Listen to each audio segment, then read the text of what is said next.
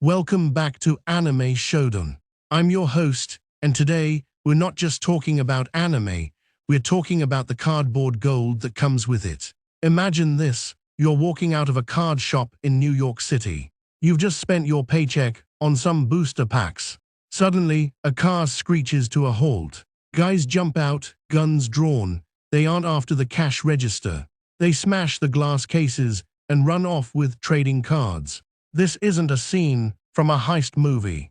This happened last month. In January 2026, thieves in NYC stole over $100,000 worth of Pokémon cards at gunpoint. And just a few weeks ago, a single piece of cardboard featuring a yellow electric mouse sold for $16.49 million. That's not a typo, $16.49 million. Welcome to the state of Pokémon in 2026. As the franchise celebrates its 30th anniversary, the trading card game, TCG, has officially left the playground and entered the Wall Street trading floor. Today, we're asking the big questions. Why has a hobby from our childhood turned into a financial war zone? Is this just a craze in the US and Japan? And most importantly, are we in a bubble that's about to burst? Let's rip open this pack. To understand the chaos of 2026, we have to go back to the beginning. Pokémon wasn't born in a boardroom. It was born from a guy who liked collecting bugs. Satoshi Tajiri released Pokémon Red and Green in Japan on February 27, 1996. The trading cards launched shortly after, and by 1999, Pokémania had taken over American schools. We traded Charizards for Blastoises in the cafeteria, not realizing that if we had kept those cards in mint condition, we'd be sitting on a down payment for a house. But here's where the story gets interesting. The market didn't just stay stable. It went insane in three distinct waves. The 1999 boom, the origin. The 2016 Pokémon Go spike, when the mobile app dropped. It brought back every millennial who remembered the originals. The 2020 to 2026 investment frenzy. This is where we are now. During the pandemic, everyone was stuck at home, looking for a safe, nostalgic space. Supply chains broke, and suddenly, that sparkly cardboard became an asset class. Fast forward to 2026. We're in the middle of the 30th anniversary celebration. The Pokémon Company is dropping special sets left and right, and the hype is at a fever pitch. Just last month, in February, social media giant Logan Paul sold a rare Pikachu Illustrator card at a golden auction sale. He bought it for $5.27 million in 2021. He just sold it for $16.492 million. Now, to put that in perspective, the guy who bought it, AJ Scaramucci, his dad used to work in the White House. He's calling this the start of a planetary treasure hunt for rare assets. We've gone from trading on the playground to trading with hedge fund kids. A lot of people ask me, is this just an American thing or a Japanese nostalgia thing? The data says absolutely not. This is a global economic force. Let's look at the numbers.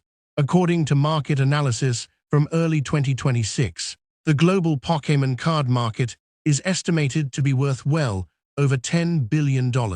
We are talking about a compound annual growth rate pushing 7% over the next decade. But here's what's wild. The US market dominates North America, accounting for 81% of revenue in that region. But the real engine, the Asia-Pacific region. It's the largest market, driven by Japan, where it all started, and the explosive growth in China. If you look at Google Trends data for 2025 into 2026, searches for cards spiked hard in July and October. Why? Because of specific set releases that hit everywhere at once. And it's not just about buying. The pack opening culture has become a universal language. You've got YouTubers in France, Brazil, and South Korea all chasing the same chase cards. The community is so massive that the Pokémon Company recently announced they are building a 130,000 square foot printing facility in North Carolina. just to try to keep up with demand. Let me repeat that. They are building a factory the size of several city blocks, set to open in 2028, solely to print Pokémon cards. And even with that, supply still can't meet demand. So why are people, including you listening right now, willing to drop hundreds or millions on these cards? It's a cocktail of three things: money, nostalgia, and FOMO, fear of missing out. Let's start with the money, because the numbers are ridiculous. There is a website called Card Ladder that tracks Pokémon cards like a stock index. Since May 2004, the Pokémon Blue Chip Index has gone up 6,208%. Compare that to the S&P 500, which went up about 521% over the same time. In the last year alone, that index jumped 145%. When you see returns like that, it stops being a hobby and starts being a portfolio. People are buying sealed booster boxes, the ones that cost $100 a few years ago, for thousands today. But it's not just about greed. It's about nostalgia. Ross Cooper, a YouTuber with millions of followers, told CNN that during the pandemic, everyone wanted a safe, nostalgic space. This isn't just a card, it's a time machine. It takes you back to being 8 years old, sitting on the carpet, watching the anime host, and then there's the art. In 2026, we are seeing a massive appreciation for specific illustrators. For example, take the Giratina V alternate art, illustrated by Shinji Kanda. This card is a psychedelic mess of colors depicting the distortion world. It's not just a game piece, it's a masterpiece. Right now, a mint copy is trading for around $1,300 USD, approx.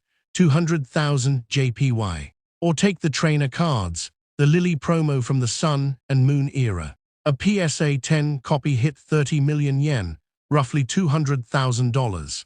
Why? Because people love the character from the games. And just last week, in February 2026, a first edition Charizard base set in a PSA 10 grade sold, alongside that illustrator card, for $954,800. That's a new record for a Charizard.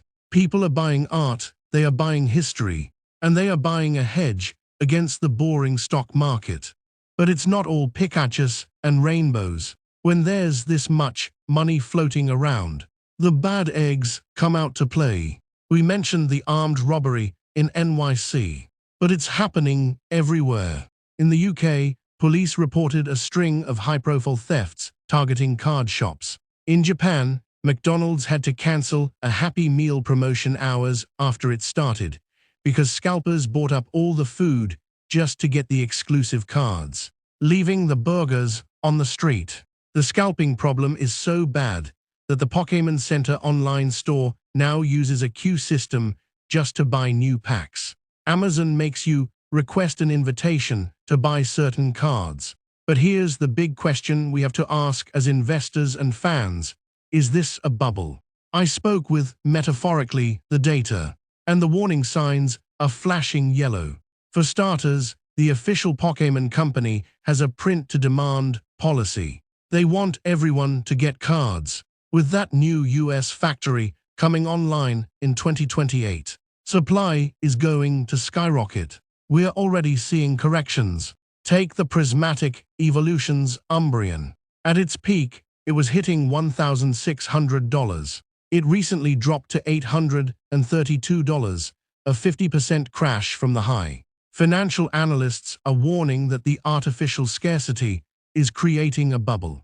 Thomas Ruggie, a wealth advisor, recently pointed out that this mirrors the crypto and NFT manias. He warned clients, don't put all your eggs in one basket. The market is currently flooded with modern cards printed in huge quantities. The only things truly holding their value are the vintage grails, the Pikachu illustrators, the gold stars from the early 2000s, and the sealed vintage booster packs. So where does that leave us? We are currently in the thick of the 30th anniversary hype. The Pokémon Company is rolling out special sets like Ascended Heroes, and the nostalgia is at an all-time high. But if you're looking to buy, my advice from this episode is simple: buy what you love. If you're just chasing the dollar, you might get burned when the supply catches up. But if you're buying that card because you love the art, because you love the character, like the iconic Rayquaza VMAX alt art that is dominating the market right now, then you'll never lose. We have to remember the heart of this community. Despite the scalpers and the thieves, there are still good people. YouTuber Leonhardt just spent $40,000 to open packs to raise money for mental health charities. There are collectors giving away cards to kids at conventions. Pokémon turns 30 this year. It has survived Digimon, Yu-Gi-Oh!, and now it's battling One Piece TCG and Disney Lorcana for shelf space. But it remains on top because it's not just a card game, it's a feeling. So the next time you see a line around the block at a card shop, or a $16 million auction headline, remember, it's just a piece of cardboard, but it's also a piece of history. This has been Anime Showdown. If you're holding any vintage Charizards, maybe get them graded. And if you're in New York, maybe keep them in a safe. Thanks for listening. Gotta catch 'em all.